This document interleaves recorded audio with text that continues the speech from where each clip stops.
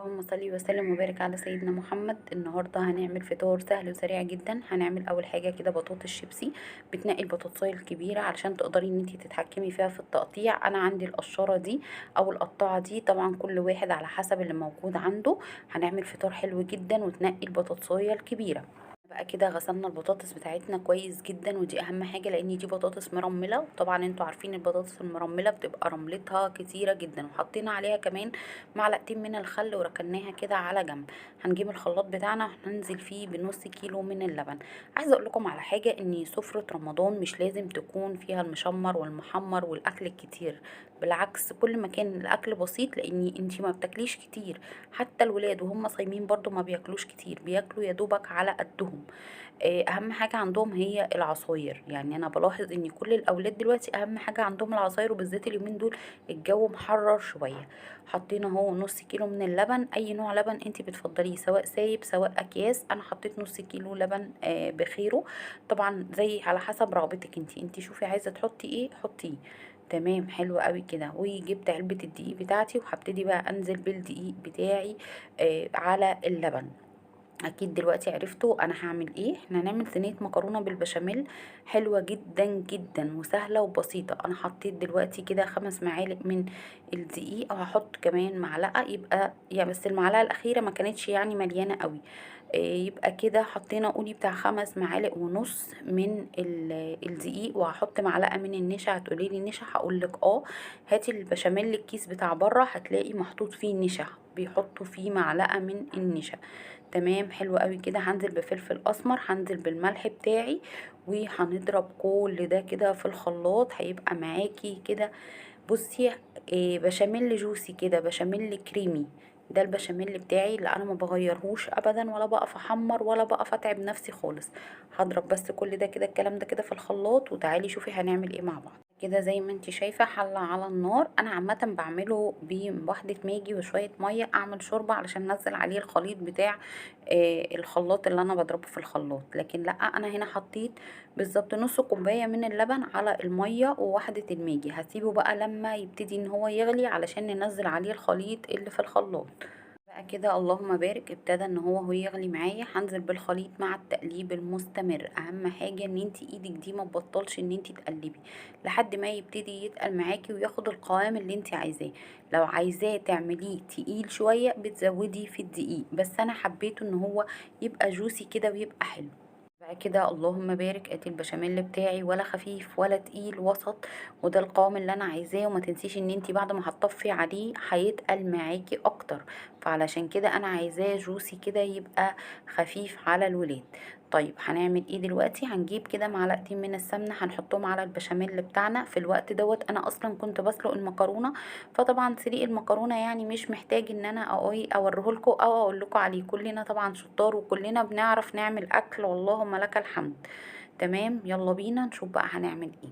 بقى كده هبتدي اخد من البشاميل وانزل على المكرونه بتاعتي. هاخد بالظبط يعني نص البشاميل علشان خاطر اسقي بيه المكرونه كويس جدا. على قد ما تقدري اسقيها. انا بعمل بشاميل يعني متوفر على الصينيه بالظبط، عشان بحيث ولا ازود ولا انقص. هدخل بس البشاميل في المكرونه كويس ونرجع تاني مع بعض. بقى كده جبت الصينيه بتاعتي وحطيت فيها معلقه من البشاميل. انتي ممكن تدهني معلقه من السمنه على حسب ما انتي حابه يعني، بس هي معلقه البشاميل اللي بتبقى حلوه من تحت.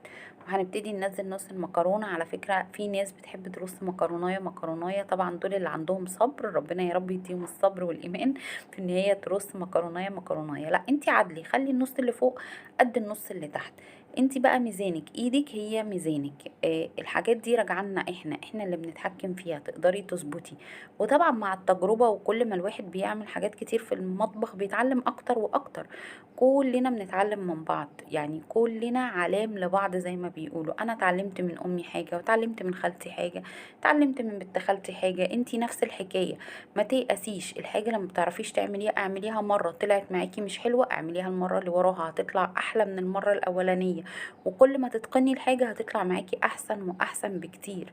هنا الحشوة بتاعة المكرونة هتبقى لحمة مفرومة. كان عندي ربع لحمة مفرومة كده، عصقته وهحطه على المكرونة. انت ممكن تحشي ميكس جبن لو ولادك بيحبوه، انا ولادي بيحبوها بالميكس الجبن على فكرة. ممكن تحشي مع الميكس الجبن حتة بسطرمة لو عندك، حتة صدق لو عندك، المتوفر حطيه.